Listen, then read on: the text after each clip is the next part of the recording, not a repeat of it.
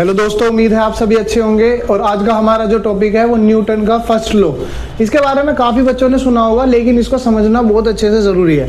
लेकिन न्यूटन साहब क्या कहते थे? न्यूटन साहब कहते हैं कि जब तक आप किसी चीज़ पर फोर्स नहीं लगाएंगे, एक्सटर्नल फोर्स नहीं लगाएंगे, वो चीज़ अपनी स्टेट चेंज नहीं करेगी। जैसे कि अगर मैं बात करूं, ये मार्कर है, ये मार्कर किसी टेबल पे रखा हुआ है, और अगर मैं इसको ऐसे फोर्स ना लगाऊं और कोई भी एक्सटर्नल एनवायरनमेंट का फोर्स इसके बाहर ऊपर ना लगे, ग्रेविटेशनल, फ्रिक्शनल, एनीथिंग, तो ये कभी भी अपनी जगह से नहीं हिलेगा। बात समझ में आ रही है?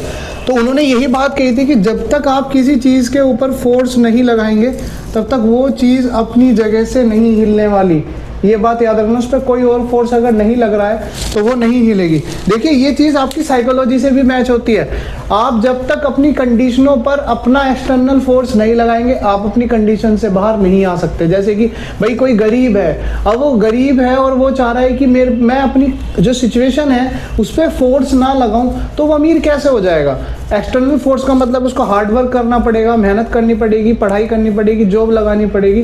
तो यही तो एक्सटर्नल फोर्स होता है। तो न्यूटन साहब यही तो समझाना चाह रहे थे कि जब तक आप किसी चीज़ पर एक्सटर्नल फोर्स नहीं लगाएंगे, वो अपनी जगह से हिलेगी नहीं, वो अपनी स्टेट चेंज नहीं करेगी। चल रही है तो चलती रहेगी, और रुकी हुई है तो रुकी हुई ही रहेगी।